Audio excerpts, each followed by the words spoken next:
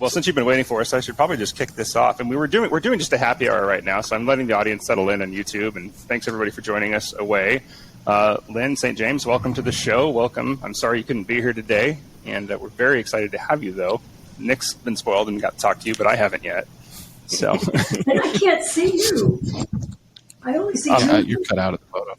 Yeah, I'm hiding off to the side, but I swear I'm don't here. do that. Yeah. No, don't do that. Yeah, the way it crops. Yeah, everything was fine until that happened. Yeah, I know. Yeah. I'm sorry. I'm still in there, but it'll show up on the Are you recording. sure you're in this? I can see it right there. Sure. I made sure ahead of time. This is going to look really weird if the voice of Dan is in the background. But yeah, I'm just the ghost in the room. Okay. So that still didn't. Okay. Yeah, that didn't help at all. Well, anyway. Don and I look fabulous. Yeah. But Yep. So, yeah. Yeah. Well, with this one, we're coming from Park Place. I want to give a special thanks to them for making this happen because they still gave us a spot. I know things changed very quickly, and you were meant to be here with us, and I'm sorry that didn't work out, but a huge thanks to them. So they're a great Avants partner, and they have a long history in the racing world.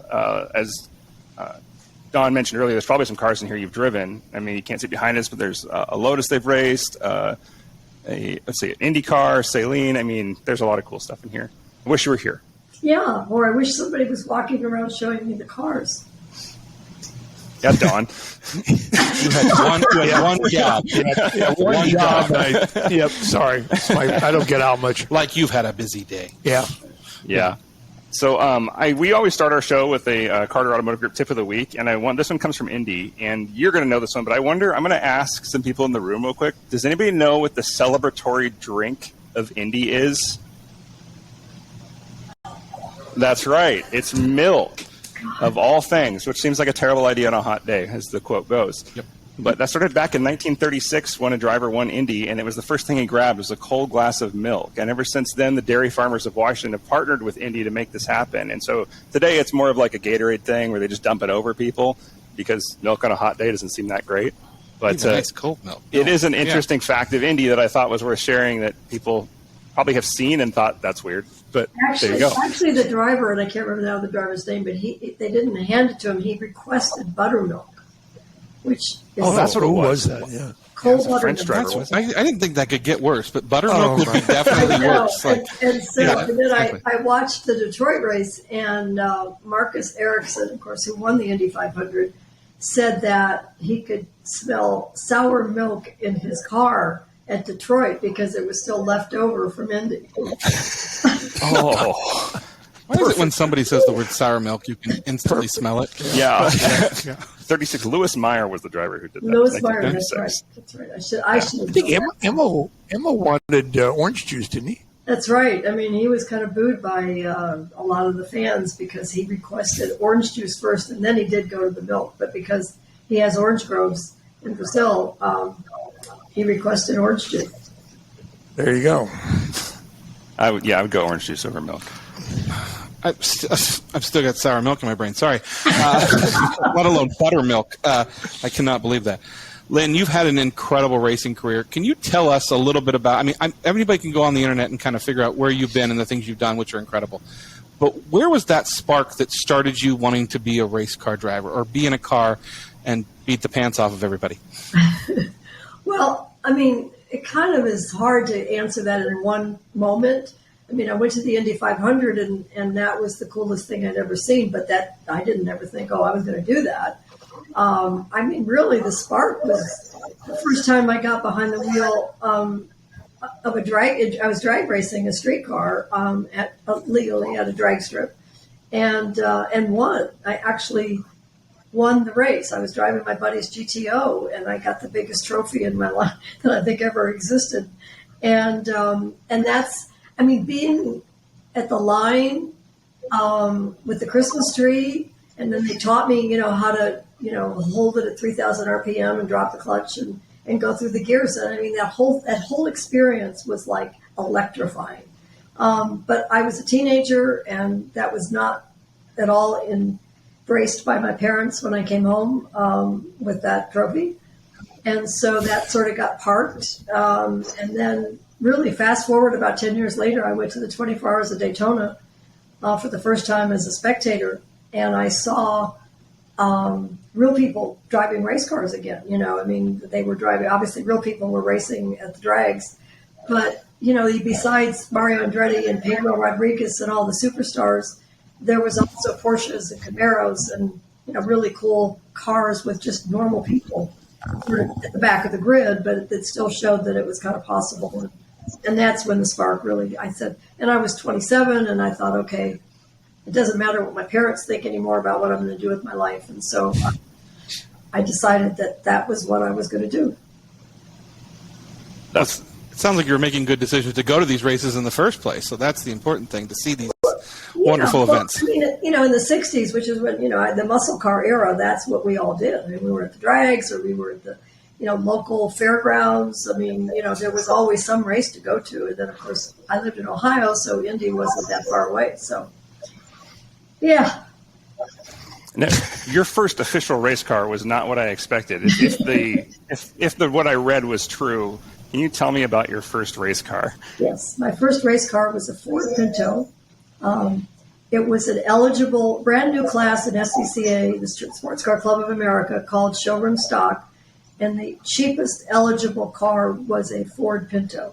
So I went down to my Ford dealer, ordered a Ford Pinto. I lived in South Florida, ordered it with no air conditioning because that would be extra, weight and take power off the engine, and put a roll bar in it, a 5-point seatbelt, a 5-pound fire extinguisher, which was required for all race cars and not just Pintos, if you remember the story of the Pinto.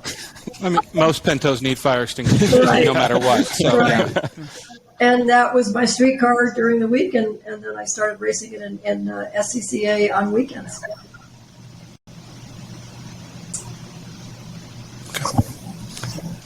That was the car that took a bath, right? Yes, that was the car that after driver school, my very first race, which is the same weekend of driver school. They kind of let you have a race after you pass, but you still have an X on your car to let everybody know you're a rookie and stay away from you. I lost control of the car as somebody went to pass me. The overall leader came around, and I was paying so much attention to my points, to my entry and my braking points, and I forgot to watch the mirrors, and all of a sudden this car showed up, and I just lost control, and I spun out, and this is down in South Florida at West Palm Beach, which is a track that unfortunately right now is just closing. And I ended up in what I thought was a pond, but it turns out it was a little deeper than that, and the car told me something. So the car took a bath, yes, and I had to tow that car home, flat tow it home, clean it out, dry it out, so that I could drive it to work. I mean, to me, it sounds like she was the first race car driver to clean up her car at that time. So that's easy. Yeah. Everybody washes their car after they're done. So yeah. Sure. Yeah. It's just it's a drive-through. Yeah. Well, then I'm going to take just a minute. Our audience is saying your audio is a little quiet, so I'm going to see if I can give you a little more microphone gain. Okay. Looks like that. You want me, and Right I can get closer to my computer. Let's try that. I'm trying to make this good for our audience here. And I'm It's sorry almost the because point, so I the audience know, can right? listen, right? So Got your mic turned all the way up. Let me see if I can turn ours down a little. Maybe that'll help the audience a little bit. It's a little delay on the screen. well, my voice unfortunately is not doing really that great. I'm coming back, but I'm not quite strong yet. Yeah, hopefully that's a little better for our audience. I turned our gain down, turned yours up a little bit. Hopefully we're getting there. Bear with us, audience. Thanks for letting us know. Hey, Evan. Josie Rimmer in the audience, who you know from Dirtfish. We got to see you speak there a little bit as Nick and I went out for the Ladies' Day there. Oh, good. You've been at this, so let's move to women in motorsports, because this is really what I want to talk to you about. And you've kind of pioneered this, which is, I mean, when did you start? 94? Did you started the foundation? Well, 94 is when I started a foundation. I wanted to do a driver development program. I wanted to be able to invite what I thought was talented drivers out there, and I kind of scoured the landscape. I used to read like National Speed Sport News and look for names because they always had all the finishing results. And I'd look for names and I'd try to find women, female names. And then I'd contact Speed Sport. I mean, it was a real hassle, but I would find what I thought were some talented drivers out there, and then I wanted to tell them everything that I learned that took me so long to learn, and try to accelerate, their learning process about nutrition and about fitness and, about how to market yourself and how to do an interview and all the things that most of these young drivers feel, female, male, whatever, they just didn't know about that stuff. And so I created a driver development program in 1994, continued that for 20 years, trained over 230 drivers from 30 states and 7 countries, I think, came from all over the world. And finally, I ran out of steam. I ran out of funding because I only charged them $500 to come for the event. It was 4 days long. And so I got kind of quiet around 2014. And then, timing is everything in this world. And so I transferred our program into a scholarship program, but I wasn't able to continue to raise money, so we had to freeze that. And this year, I was able to, or actually last August, I got to meet Beth Peretta, and we started brainstorming, and lo and behold, with all of this attention about diversity and inclusion and equity, it was like the time was right, I think, to really to come together, and we invited other experts and professionals, not just drivers, not people just driving, but also in all disciplines of motorsports. And we created a new entity called Women in Motorsports North America. And we represent engineering, we represent marketing, we represent fabrication, we represent crew members, we represent educators, we represent all disciplines of motorsports. And then we created a community. We've got a website that gives information about Racing 101. What is a team structure? What are the different racing organizations? I think everybody kind of either knows nothing or they know just a little bit about what they know.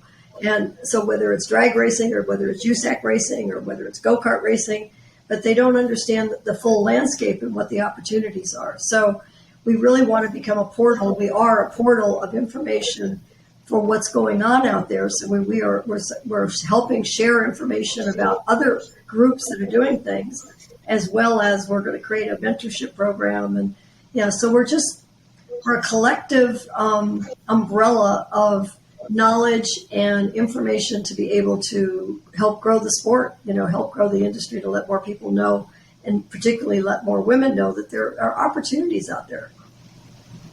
Yeah, beyond just driving, because when you think of racing, I'll admit that's the first thing I thought of. I didn't actually go beyond that. Like when I think of women in motorsports, I just think of drivers, and there's a lot more to that. I mean, we've interviewed Rhiannon Gelsomino, who's a co-driver for Pastrana, of course, but I mean, beyond that, that's really what I think most people's limited to. And I was thinking of this throughout the day of like, what things would I want to know that I could ask you? And one of the corporate lingos we talk about is we have a thing in representation called not about us, without us. And that's when you're talking to a group, you don't talk about them without them present. In the sense you don't make a program about somebody if they're not there to help give you feedback on it. You're not really addressing your demographic that way. What is, in your mind, what makes us a good ally for women in motorsports? We're 3 dudes sitting up here. We've been racing and playing with cars our whole lives. But if I'm going to be, helping, if somebody comes along, a woman I know wants to get into motorsports, I have references I can give her that are other women. But as a guy, like, what do you want to see from us as a woman in motorsports? I want to see. Dan just made you and I look real bad. We're going down here. Thanks, Dan. Yeah, thanks. Yeah. I want to see exactly. Motivational speech, Dan. Great job. I want to see exactly what you're doing, what Don's doing. I mean, what they're doing at the ProFormance school out there. I mean, they have a Women's Day tomorrow, and so I have this theory that women need to be invited. Men show up. Men will crash a party in a heartbeat. Women have a sense that they need to be invited. So what you all can do is to invite women to participate, to invite women to listen. I mean, don't wait for them to show up. Actually invite them. And you are the most important people, the 3 of you and all of you male. I call you male allies. Because let's feel good again. You are, because I actually attended a seminar last year, and this guru from marketing around the world. I mean, he just validated my theory, because he said, without men, women will never achieve equality, because men are, in most cases, the decision makers, and they are the influencers. So even though we want women influencers as well, like a la me and others, at the same time, it's really the guys. The guys that are in the sport need to not make it feel like it's a guy thing. They need to invite women. They need to, celebrate the women that are successful, like at Dirtfish and what Don is doing, and what all of the great instructors that are out there, at their school and at schools all over. We need to celebrate women, highlight that they're doing well, and then you guys need to invite more women to show up and to participate. Wow, Dan, thanks. We can do that. Yeah. We're doing we that. chatted. We're going to invite women. Oh, good. We're on top of that. Yeah. Good chat, guys. Speaking of women, or inviting yourselves to things, I want to talk about you being the first female rookie at the Indianapolis 500. That's not a small feat. That's something that can never be taken away from you. Can you tell me a little bit about that road to get there? I mean, be able to be in a car and racing against men and just owning it. Well, every time you strap yourself in a race car, you better own it. I mean, my Ford Pinto or an Indianapolis 500 car, I mean, you wear that car, you become one with that car, so you better own it. If you're like, I'm not sure about this, then you're at some point you're going to start feeling that way, but you got to get over that really quick, and that only comes with lap times. That comes with seat time. Of course, now there's simulators and other ways to get that feeling. But I was so fortunate to have a team owner who was really unique, and that's Dick Simon. He had taken more rookies to Indy than any other team owner. He was a former driver himself. And, there are people who are really good at what they do, but they can't teach. And then there are people who are really good at what they do, and then they're also good teachers. And quite frankly, there are also people who are not that good at what they do, but they're great teachers. Dick was great at what he did, but he was also a great teacher. And he had that ability to tell me what I needed to know when I needed to know it. That was during the month of May at Indy. But he also gave me the opportunity prior to the month of May. Like, he took me down to the old Texas World Speedway. No media, no other cars, no hype, and just said, go. And gave me laps and taught me how to lift before you go into a corner to ultimately be able to go flat through the corner. So he was basically teaching me how to go flat around an oval, and getting confidence of what that feels like. And so I was able to develop that under no pressure, and get that confidence to own that, so that when I got to Indy, even though it's a completely different track in different corners, and Texas has got a bunch of banking, and Indy's at 9 degrees of banking. I mean, they were completely different, but I was able to know what I was trying to feel, what I was expecting, what I needed to feel, to be able to do that. And so I just was fortunate to have the right team owner at the right time, even though it was late in my career. I mean, the Indianapolis 500 was my first oval track race and only my second open wheel race, which I would never recommend to anybody, but that was just the way the cookie crumbled. And so, I was just listening to or reading something about one of the drivers, the rookies this year at Indy. It may have even been Marcus who won, who said, he likes high-speed corners. I've always liked high-speed corners. I don't like road courses where you have to pitch the car around the corner and all that. I like really smooth, high-speed corners. Guess what? There's 4 of those at Indy. And so it adapted, or it suited my style of driving. I'm a precise, consistent type driver. I'm strategic. I pick my times to make my passes. I don't just stick my nose in wherever I can. And, it just suited it's just suited Indy for me. And I'm very goal oriented, but I never, ever, ever expected to be Rookie of the Year. That was never on my agenda. I mean, we had 9 rookies the year I was there. You know, Jimmy Vassar. God, I can't think of the other. There were a couple of well-known. And I just didn't even have that on my radar. I just wanted to be successful, qualify, race as hard as I possibly could. And I was learning every lap. And when I've said that so many times, I was learning every lap. I was learning how to pass. I was learning how to handle traffic during the race, because we didn't have that much during the month of May. And then I was reading Jimmy Johnson's interview this year about, here's 7-time NASCAR champion who's already won at the Brickyard, who was quoted as saying, I was learning how to pass. I was learning how to deal with traffic and how to deal with the dirty air around those cars. I'm like, it's just the nature of what happens when you're a rookie there. I mean, I don't care whether you come from that kind of a background where you've been, I don't know how many victories he's had in NASCAR and all of that, or whether you came from my background. It's just the nature of the beast. And it just, but I felt so right there. I mean, I just did. And so winning Rookie of the Year, I was stunned. I was absolutely stunned. And I found out that Dick Simon had never been awarded Rookie of the Year with any of his rookie drivers, even though he had taken more rookies to Indy than anybody. And so I was more pleased and proud for him than even for myself at the moment. You've never been afraid of speed. You've had several speed records. Yeah. Which is, you was first woman over 200, was it? Well, I think officially with an FIA record, yeah, I was the first to do that. And then the Thunderbird speed record? Yeah. 227 miles an hour, I think it was? No, 232 top speed, 212 was the average. Yeah, Dan, get it right. Sorry. Faster than I'll ever go. Extra 4 miles an hour you shaved off of there. Tell us about what you're doing with ProFormance. Dawn's here with us today, of course. I want to talk a little bit more about just about the program. Well, I mean, do you know you're doing something with her?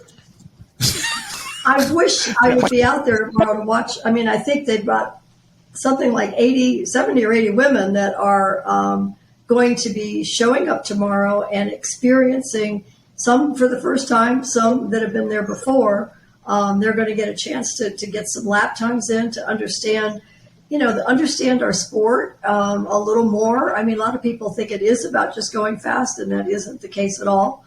I mean, it's about the mental approach that you use, the concentration. It's about car control skills.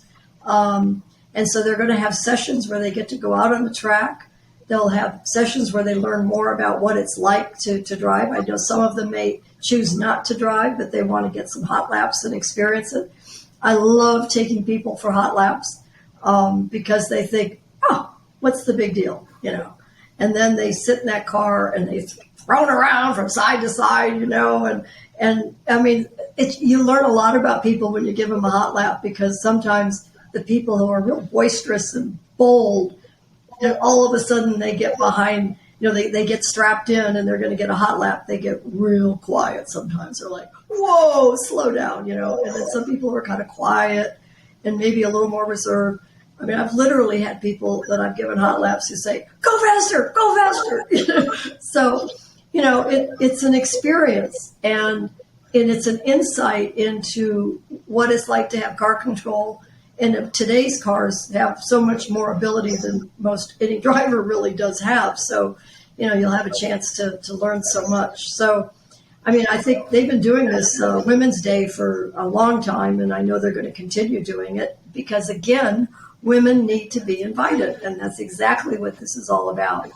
And I think it's also an opportunity to share what our sport is doing for women in motorsports, and I'm excited about what we're doing with IMSA, and I'm actually the ambassador for they've got a program that is going to come out in 2023 that's a championship caliber program in the WeatherTech IMSA series in the GTD Pro cars, in a Porsche with top level team, Proton with top level engineering. And so, there's still opportunities. Women have shown they can show up. Women have shown they can compete. Sometimes women have shown that they can win, but unfortunately not enough. And some of the reasons is because it's really hard as a woman driver to get with the top team, the top engineers, the top equipment, and enough funding to be able to do it right.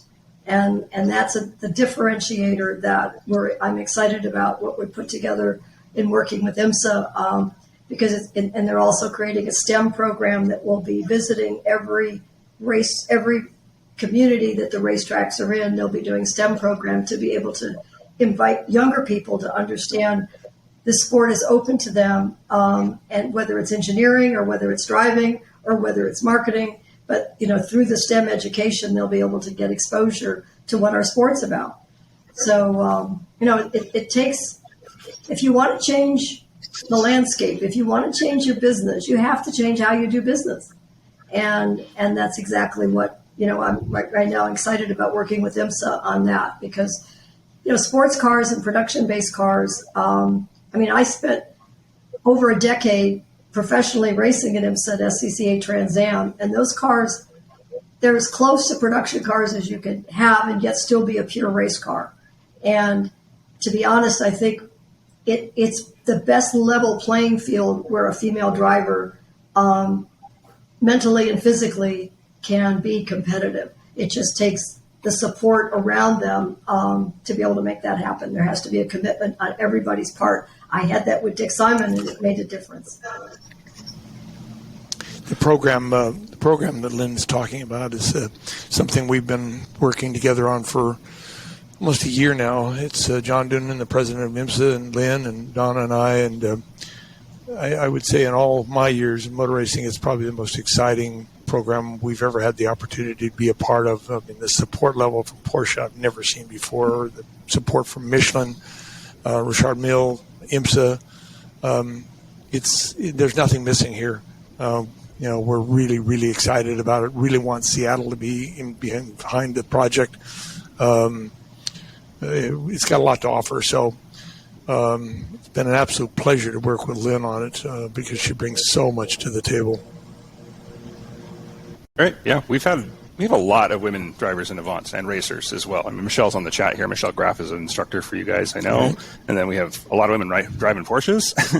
So if you're listeners, audience, if you guys are hearing this, get out there and drive. You can show up to the track. It's not as intimidating as it sounds. You have a lot of resources if you're not. I mean, your school makes it very comfortable for any woman to go out there. I know many, many women who have gone out there, no experience, gotten on the track, and had great instructors. And the Pinto is a great example.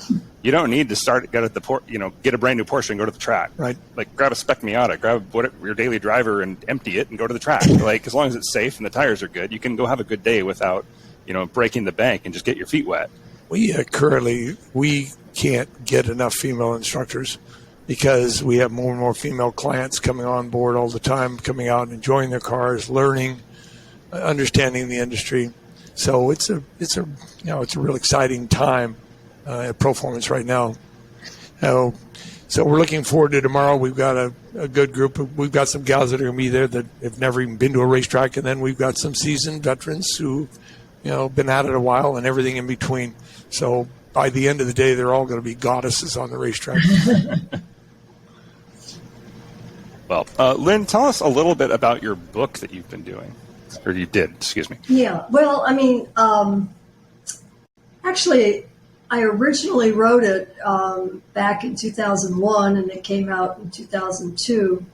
I was hoping that it would be my full season. I would capture my full season, which I never had an Indy car. But I got the publisher, but I didn't get the sponsor to do the full season, so I had to write the book.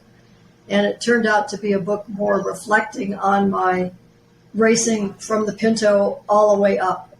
So it's really not just about racing, though, because I probably read every self-help book there is out there, because I'm a sponge for wanting to know how to be better, how to be smarter. But what I learned is, I would read these books and I realized I'm learning all this in racing. Racing taught me more about life and about how to live a quality life, how to achieve goals, how to perform at your best. I learned all of that through racing, and so I wrote kind of my racing life, starting with the Pinto through my last Indy 500. But then at the end of every chapter, I wrote some pit stops, which are these life lessons about. So it isn't just about racing; it's about how these life lessons came along that can help you in life. I mean, one is like how to stop negative thinking. We all get caught in the negative thoughts. And so there's the 5 R's, of basically you've got to recognize that you've had a negative thought, because believe it or not, sometimes you don't even do that. You try to push it aside, and then you've got to replace that with something else. And so it's just, it's kind of tips about how to, how I've learned. We should be writing this down. Good thing she did. Yeah.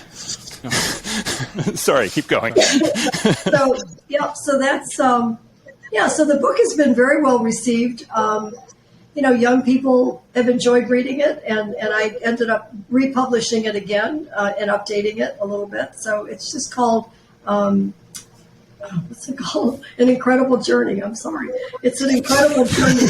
I mean, God, yes, it's an incredible journey, because my journey has been incredible, and I just wanted to share it with more people, and as I said, a lot of people are enjoying it, and I think they're taking away some of those life lessons, or they're hearing stories about racing that they can relate to that's probably happened to them too.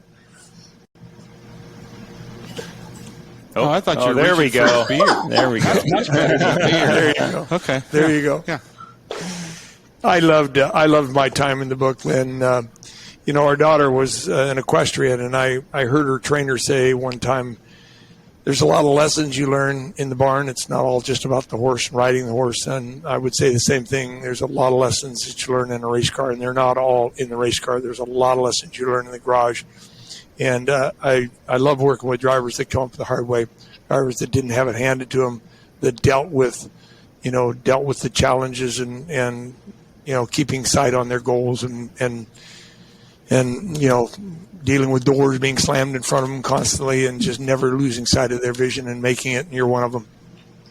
Well, I mean, that's what sports and competition does bring to life. I mean, and I can't help but then bring out that this year, by the way, is the 50th anniversary of Title IX, which is when the law was actually put in place that you could not discriminate if you receive any federal funds, and in sports in particular. And so that opened the world so much more to young girls and females getting opportunities in sports that had always been available to the guys. And so whether it's you get college degrees, you could get college scholarships, you learn about life. I mean, there is an executive that probably hasn't talked about their sports experience now, and I mean that was 50 years ago when it was put into law. And I'm convinced that the reason why there's more girls racing go-karts, and there's more girls in quarter midgets, and there's more girls doing junior dragsters, and there's more girls, competing when they're 7, 8, 9, 10 years old, is because now we have moms and dads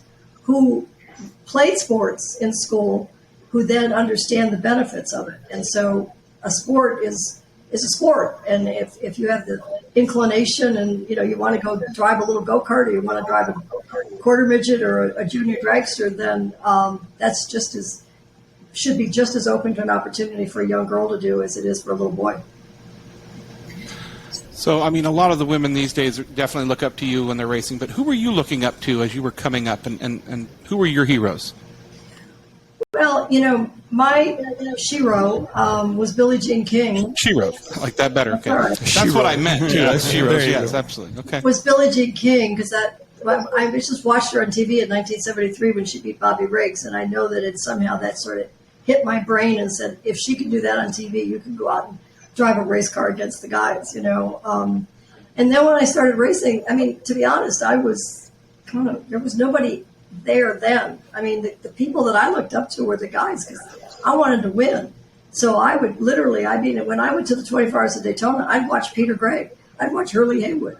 I would watch the drivers that were winning, Al Holbert, Oh, I mean, Rick Knoop. I mean, there were just so many good racers out there, but there at the time there were not women that I could look up to. Janet Guthrie obviously came along in the late 70s, but that was at Indy, and I was out of the Pinto by then, but I was still at the grassroots level, and so I never saw myself ever going to that degree. And not only that, to be really honest, I watched Janet in the 70s at Indy, and to be honest, I didn't see her smiling a lot, and I also saw there was a lot of negativity. There were a lot of it was not pretty. I mean, to watch the way a lot of the fans treated her and the way the other competitors treated her. And I was not experiencing that. I was feeling very, very comfortable. I've always been comfortable at a racetrack, whether I'm driving or whether I'm a fan, or I'm always happy when I'm at a racetrack. And so I said, I'm just going to do my thing, And so, and then I got Ford as a sponsor in the 80s, and I'm now racing professionally, competitively. And I've got teammates like, Scott Pruitt and Tom Gloy, and, some really good drivers. And so, I just was like a sponge and would soak up how I could beat them. Who are the drivers you're watching now, the young women drivers especially? Oh, wow. I mean, there's so many. There's this Kaylee Bryson who's running in USAC that's caught my attention, that's doing so well. Courtney Crone has been doing really well in USAC and now into the LMP2s. Sabre Cook, Hannah Grissom, in sports cars. And then, of course, drag racing has always had, I mean, not always, but I think ever since Shirley, drag racing has had some great superstars out there. And right now they're rocking. I mean, Brittany Force and Erica Enders. I mean, they're anybody's last name Force, yeah. in drag racing, which I just love. In open wheel, we don't have as many as I wish, as I'd hoped, but it is coming in the open wheel more through the USAC category. Obviously, Haley Deegan has got everybody's attention in NASCAR, but there's other gals running in NASCAR, that are running in the ARCA, the lower level of NASCAR and ARCA. So, they're scattered. I mean, there's so many types of racing in this country that it's really hard to capture, women that are running in one particular category. That's why it's so important. But what we're doing in IMSA, because there are some really strong, competitive, championship caliber female drivers that are rideless right now. They don't even have a ride right now, and so we really need to get them in a seat and get them with a team that wants them to win, that will win with them. Actually, I had a question about that. Do you have any advice for young women drivers in getting sponsorships and holding sponsorships? Oh, yeah. First of all, make a list of all the companies and products that you use, that you believe in. The other is, remember that every time you talk to anybody about sponsorship, that it's about them and not about you. And this isn't just for women. This is for anybody. It's just that the problem is that every young person, regardless of age, everybody that I talk to that says they're out trying to get sponsors, they do these long portfolios of their racing resume and they're all about them. And then they pitch themselves to a company. And instead, they should do research about the company. Find out what kind of business the company is, what products do they have? How do they distribute their products? Where do they distribute? You've got to be a business person and learn about the companies and then figure out how you can help the company. You've got to figure out how you can help the company grow their business, increase their business. What can you do for them? Not what they can do for you. And you spend too much, everybody spends too much time pitching themselves to a company rather than learning about the company and understanding what they can do for a company. Yeah, Lyn, I mean, you and I have had this conversation, and I think the one thing that we've learned is to, first of all, stop referring to them as sponsorships. They're not. They're partnerships. It's got to be, something mutually beneficial. And Lyn's spot on as far as you need to understand the business that you're going to involve yourself in, or it's going to be a very short, long relationship. Hey, man, I want to back up here real quick because you just threw a word out there that I kind of triggered a thought.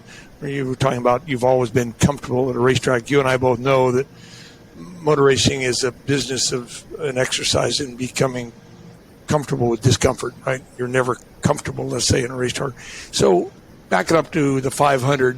You're there for the month of May, and the goal is to get to a number and get comfortable. At what point in the month of May, or were you just comfortable right off the bat at 240? No, At what point in the month of May were you comfortable?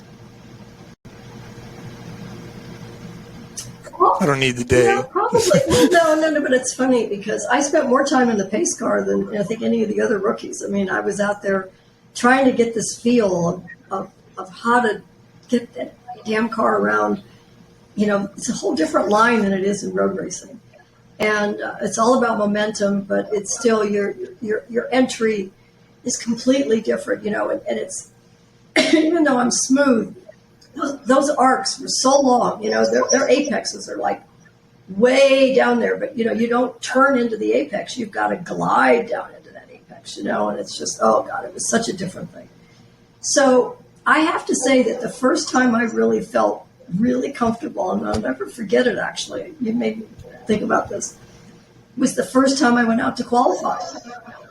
I mean, and I don't know if I'd ever put 4 laps together and gone flat, up to that point.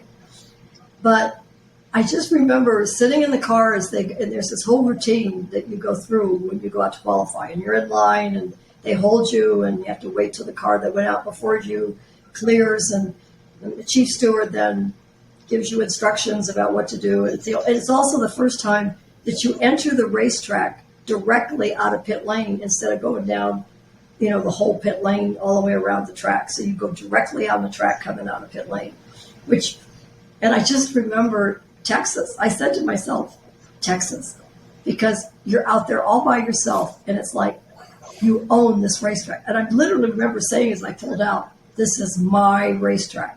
I mean, it was just that confidence level that I had to feel that this is I don't have to look in the mirrors. I don't have to listen to a spotter. We didn't have spotters back then, but I don't have to listen to the radio of Dick telling me what's going on or asking me what the fuel temp, the water temp is or what the oil pressure is, because we didn't have all the sensors on it back then either. So it was just like you block it all out and it's my racetrack.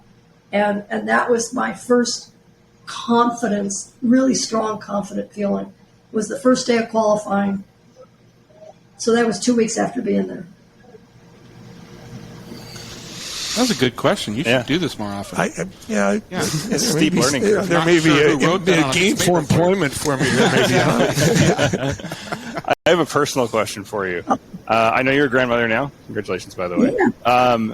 Did your kids always think, like, holy crap, I have the coolest mom in the world? Because I would. No, I have a daughter, and she would be so annoyed because she'd come home from school and it'd be like, I'm not race central. Everybody wants to know what happened at the races over the weekend. I tell them, put it on the radio, read the paper. I'm not the one that's going to give you all, So she had her own life. I mean, she was proud of me, and she liked going to the Indy 500, and she liked meeting Mario Andretti and Emerson Fittipaldi. She liked some of the fringe benefits, but I don't think she ever felt she had the coolest mom. It was more of she had the coolest life. She knew she had a cool life.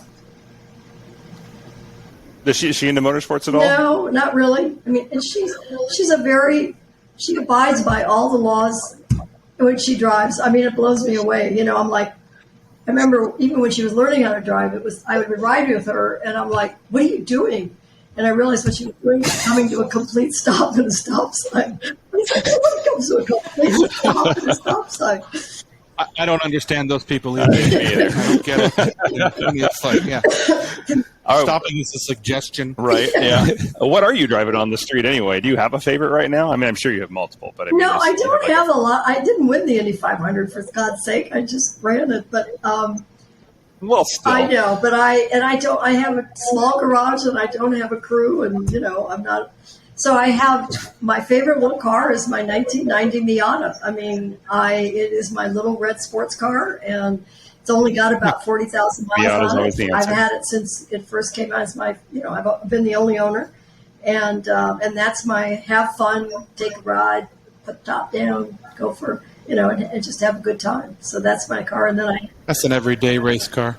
yeah. That Miata is a perfect example of learn to drive a slow car fast, and you don't get in a race car, you put it on. Every time I get in a Miata, I feel like I've put a piece of clothing on it, just one with it. It's a part of your body. Yep. It just feels right. I'd pay to see you in a Miata. I would pay to see me in a Miata from the pain I would suffer. Yeah. Well, I mean, as they say, Miata is always the answer. And people have asked me so many times, like, what should I go? What should I get? I'm on a budget. Well, before cars went through the roof, especially Miatas, I always told everybody, just get a Miata. Get a Miata, go to the track. If you can drive that fast, then you can go from there. But that's the perfect. I think if you can get from the back to the middle to the front of the spec Miata group, you've developed your racecraft. Yep. Cool. I'd get a Mini Cooper. Size wise. Yeah. Yep. Before we close or wind down here, which I know we're getting ready to do, Lyn, thank you for sharing with the group what we're working on in the project we have with IMSA and from the Seattle side. And if there's anyone out there in our group listening that would like to know more about what we're trying to do here and get involved in it corporately or privately, I'm not hard to find. I am not hard to find. Neither is Donna. So we're open to coffee with anybody. We'll put that contact information on the episode notes too. There you go. Yeah. Is there? I'm going to go back to the car conversation because I'm dying to know. I always like to ask the pro drivers who really are fast. Like, is there a car out there that you're looking at that you're like, yes, that is impressive? That you've got, or anything you've gotten behind the wheel of, or you're just like, whoa, this was pretty mind blowing? No, I mean, I spend too much time on airplanes, to be honest with you. I don't have that much chance to even drive. But my problem, I'm going to tell you, my problem is that I'm not into all of this high technology. I mean, I want to drive the car. I don't want all of these freaking buttons and, different things. I mean, it drives me crazy. So, I mean, if I were to get excited about a car, it's going to probably be something from, the 80s or the 90s, with a lot of power and it brakes and handles and, I'm not excited about all this new technology stuff. It just doesn't do it for me. So from that standpoint, it's not a very exciting answer, but it's the truth. Well, I mean, let's twist a little bit. So what were you excited about in the 80s and 90s that came up? Obviously, you bought the Miata, but I mean, what came out in, let's say the 80s, let's give it the 80s, that you were like, oh my gosh, that's something? I really liked the XR4 Ti, the Merkur. That was a car that I raced, and then I had one of those that I was able to get from Ford. And so I wanted to keep that car. I was like, I don't want to give it back.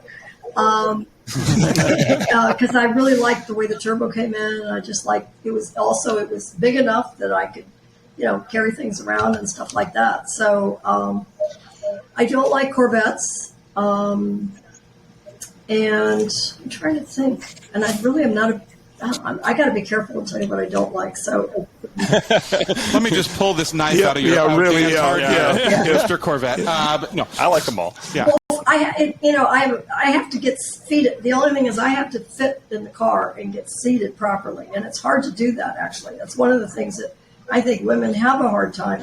There's some of the cars they're really hard to get seated. At least the more current cars have more adjustable seats, which I like. I drive a Kia Springer, not a Springer, Sprinter. Stinger. That's it. Stinger. A Stinger GT. I have a Stinger GT, and I actually like that, but I still don't like it's got too many different buttons and things I got to try to adjust. Josie Rimmer from Dirtfish is on the chat. She's very, very happy. You said XR4 Ti, by the way. You just scored a lot of points with Dirtfish right there. I know she's a big fan. Do we have any questions from the chat? There's a little bit of a delay going to YouTube, so we'll give it a minute here. But if there are questions from the chat, I would love to take them from our YouTube audience. So let's give that a minute to catch up, and I'll bounce back to that. Let's see.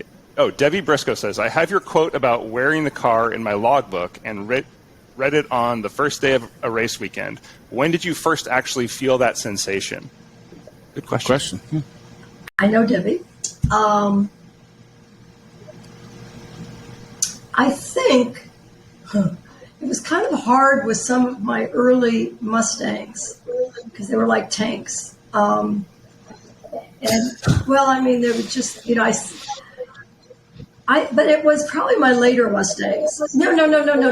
I know exactly what it was. I had to think about that. Sorry. It was the Ford Argo prototype car. 1984, I had a Ford Argo prototype.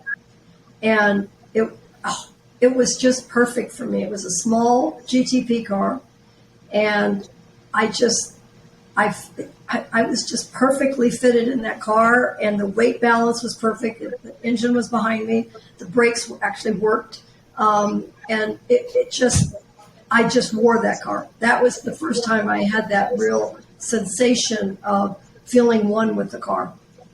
I tried it on other cars, but it was more like a conversation and an argument rather than, you know, feeling like I'm aligned with the car.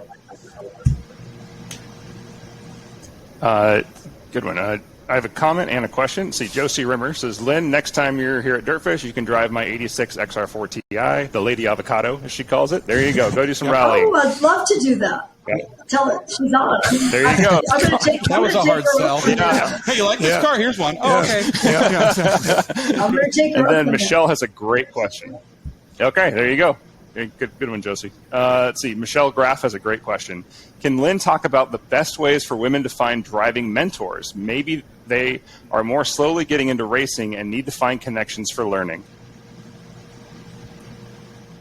Well, I can tell you that I would use the same theory that I used, which is to approach people or mentors sometimes without knowing they are. Don't wait to think that, oh, well, that person wouldn't give me advice, or that person's too good for me, or, you know, I'm not at that level yet. I mean, I have never been afraid to ask anybody for help. And to the point that I've been annoying over the years. But I think you pick your mentors. I mean, just don't wait and think that somebody has to show themselves as a mentor or as somebody who will be helpful. You have no idea sometimes who will actually respond and give you some good advice. People love to feel proud about what they know and what they do, and just going up and asking and with intent, not have a specific reason is a specific question. I remember Jim Busby. I remember grabbing him, and I didn't grab him, but I mean, I remember walking up to him on pit lane at Pocono, and I said, Jim Busby was like he was Mr. B of Goodrich, and and he had the big GTP car, and I was driving a shitbox Mustang at that time, and I was popular model, the shitbox Mustang. Yeah. That car, I felt like I was I felt like I was riding on top of the car rather than in the car. And so I said, Jim, have you got a few minutes? Hi, I'm Lyn St. James. Have you got a few minutes? He goes, yeah, sure. Would you walk pit lane with me? And would you point out one or two features of every race car as to why it's good or why it's bad? And we literally walked up pit lane, probably looked at 10 different race cars, and he pointed out the seat position, the where the center of gravity was, where the wheel, the housing, the wheel wells, and where the wheels were placed in the wheel wells, how low the engine was. I mean, he literally gave me visual, knowledgeable information about why this race car was good and that race car was not good.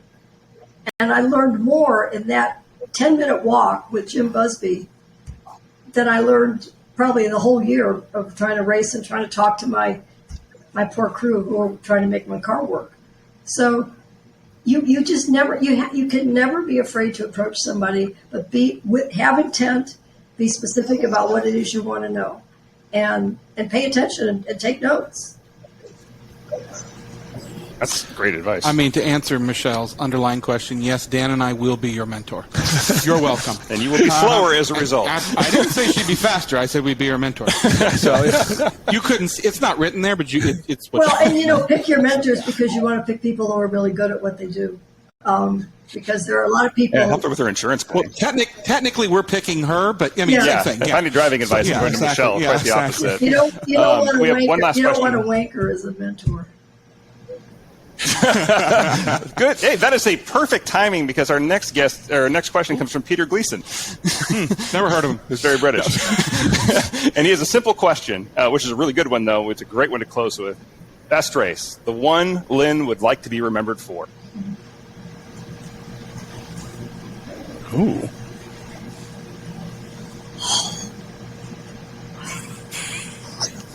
Nice job, Peter. You Good broke job, it. Peter. Yeah, your best race is not always the one that that you want or that everybody else would be thinking about. Well, there's two parts to that. I mean, there's the best race that I felt I did versus the one you want to be remembered for. The one that I'll probably be remembered for is when 1985 at Watkins Glen when I won driving solo in a 500K race at IMSA. It's the only time it's ever been done, and I don't think it's been done since because I think they probably wrote it out of the rules. But where I didn't let my co-driver in and I drove the whole race myself and won. So I'm probably will be remembered for that other than the Indy and the Talladegas. But there's a car that I want to talk about. Actually, I wish I thought of it earlier when you asked me that question. The one race car that I got to drive was a vintage race. It was the 2007 version of the Ford GT. So I'm now answering that other question that you gave. If I had a chance to have a car, that would be it. But it would be the one that Kevin Doran built. And I mean, I told Kevin, I said, this is my race car. I mean, I drove it that race at Watkins Glen. I was like in a zone, it personally was one of my best races. I know my lap times were consistent. I know my lap times were good. And I hit all my marks. And that car it's got adjustable power steering. It has air conditioning, which I forgot to turn on. And because I've never had a race car that had air conditioning before. And it had a seat that I could adjust to fit me. I didn't have to have a seat poured. It was just fit for me. And the car was just, it was just perfect. The brakes worked for the whole race. It was only a 30-minute race, but still, it was a memory that I'm going to cherish forever. Is Kevin Doran's GT3 Ford GT that he built. Wow, that's a hell of a car. Yeah. Yeah. Well, Lyn, thank you so much for coming and doing this. I know you're not feeling well, so thank you for making this work. I know we had a few difficulties in the beginning, but it means a lot to us for you to be here. Really love talking to you, and thank you everyone at Park Place for hosting us, for still making this work, and of course, Avants.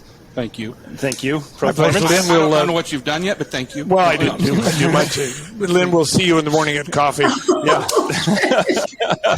Well, thank you, everybody, for understanding. Unfortunately, I got COVID, and but I'm coming out of it. But I couldn't risk myself and anybody else, and I wanted to be there. We've been planning this for months, and so I appreciate everybody kind of stepping up and pivoting and adjusting, and I'm so glad we at least got to do this. And I hope everybody has a great time this evening and has a great time tomorrow. And please join us on our IMSA program campaign. We need you to join us. This is the time. It's time for